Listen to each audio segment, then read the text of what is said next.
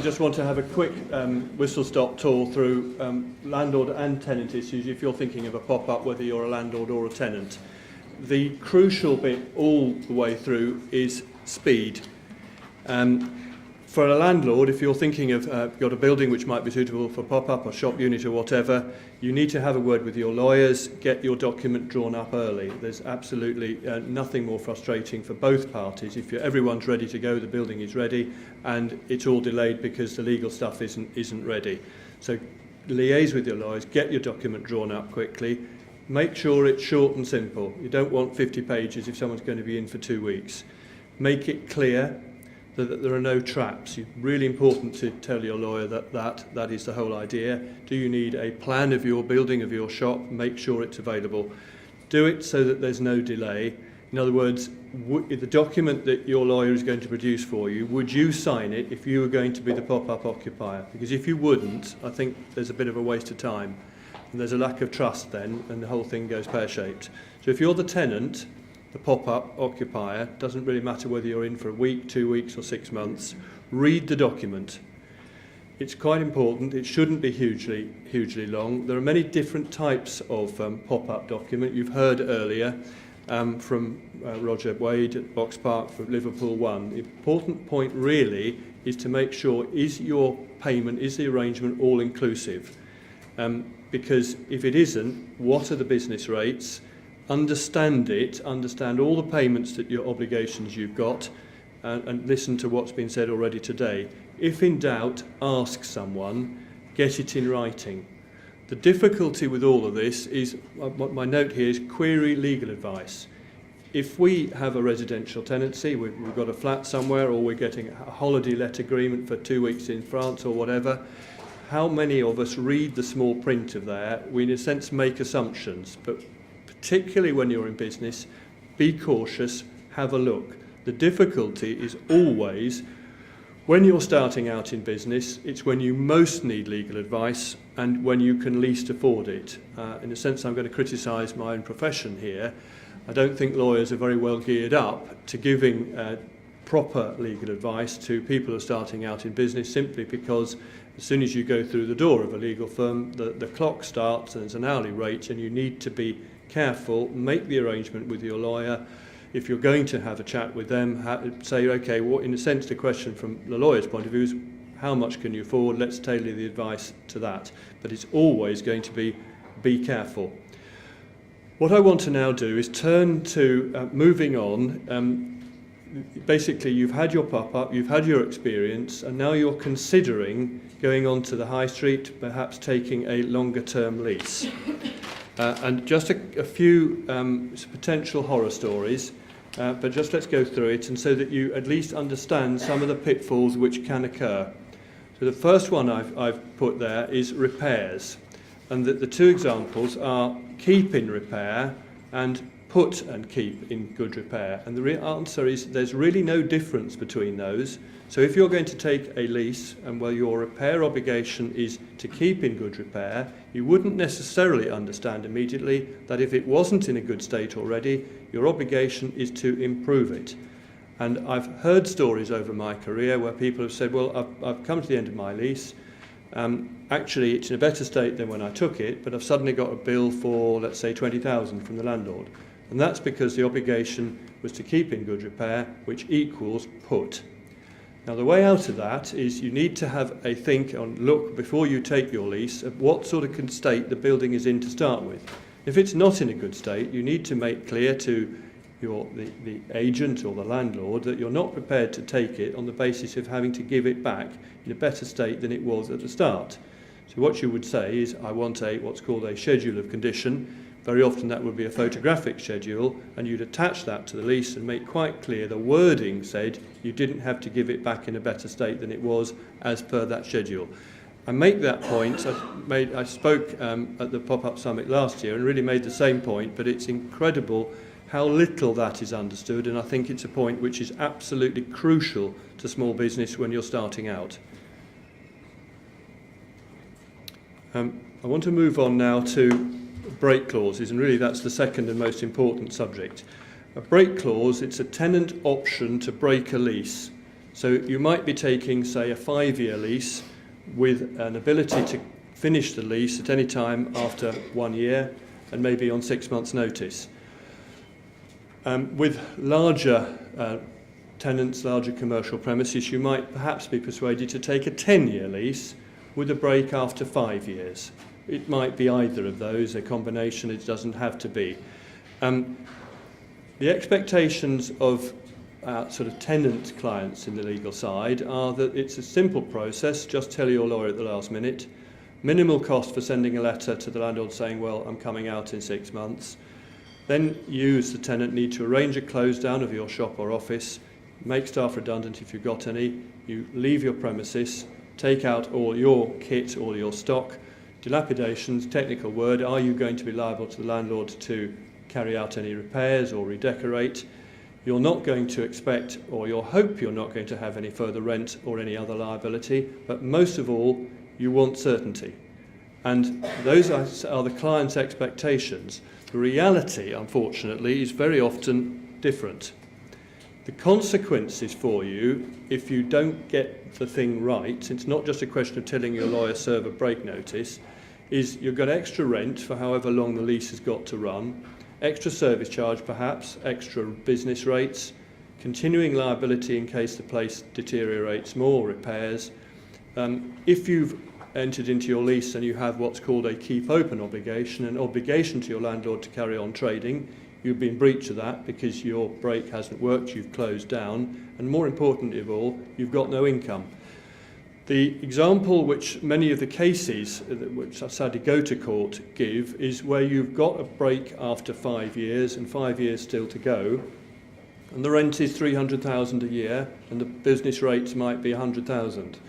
And if it goes wrong, you've cleared the place, you've got no staff left, you've got no stock, you've still got, it's gone wrong for some reason, you've got 5 years left, at 300,000 a year for the rent, that's 1.5 million, and 100,000 for the business rates, forget the service charge for the minute, you've basically got £2 million worth of cost, and because it's all gone wrong.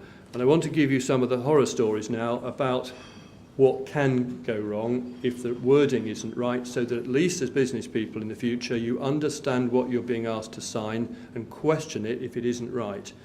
So the best advice that you can have is that there should be no nasties in the break option other than giving the landlord notice at the right time. So you need to know the lawyer if you're going to do it. Always advise you to take legal advice. You need to serve the right person and do it within the timescale required in the lease, because if you don't get that right, you're stuck. If you are unable to negotiate the best position, the next option is the lease code, available at leasingbusinesspremises.co.uk, available on, I think it's on the RICS website, but the conditions, the worst case you should have is basically stuff that you can control. So you're up to date with your basic rent, not service charges, not interest on late payment, not insurance, that sort of stuff. You know when the basic rent is due, make sure it's paid on time. So the next one is that you've left the premises. It's not the same as vacant possession, I'll come to that in a minute. So you've basically given the keys back. So there's no doubt that you've gone and that you don't have some under tenant. You might have been sharing the premises with someone else. Make sure they've gone. There might be an electricity substation if you've got a very big unit, and squatters is a different thing, and that's the relevance to vacant possession. So the gist of it is, in legal terms, these types of clauses are construed strictly. If it's not perfect, you don't comply absolutely perfectly, you will lose the right, and you will then have your extra 5 years or whatever it is. So unacceptable conditions from my perspective as a tenant lawyer, and actually really as a landlord lawyer as well, because you both want certainty. You don't want to end up in the courts with a row about what's coming next. So there might be an obligation in your lease, compliance with your tenant obligations. Full compliance, that means anything which isn't done perfectly will mean you will lose the right. You end up getting stuck. So let's say there's an obligation to redecorate in the last year of your lease. You need landlord approval to the colour scheme, and you've got to use, very often the lawyers get down to this, 2 coats of paint. So you do redecorate, but you've forgotten to ask the landlord and have only done one coat of paint. Or even just, you've asked the landlord, they say they want pink with yellow spots, you've done that, but it's only one coat. Your break's lost. Bad news. So think of what the liabilities would be very careful, which is why that sort of thing is wrong.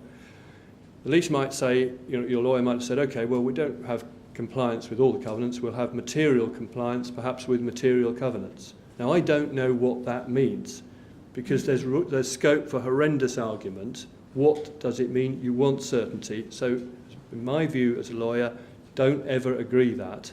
It's just plain wrong.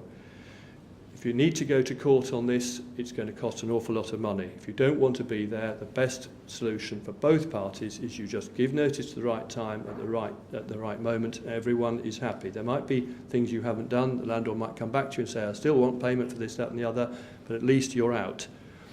The next one might be all rents, not just the basic rent, is up to date, and that might be insurance, and if you've been interest on late payment because you paid the rent a week late a couple of times. Two horror stories. In one case, there was insurance payment. The landlord asked for the payment of £106 within about a week to go before the break was going to be effective.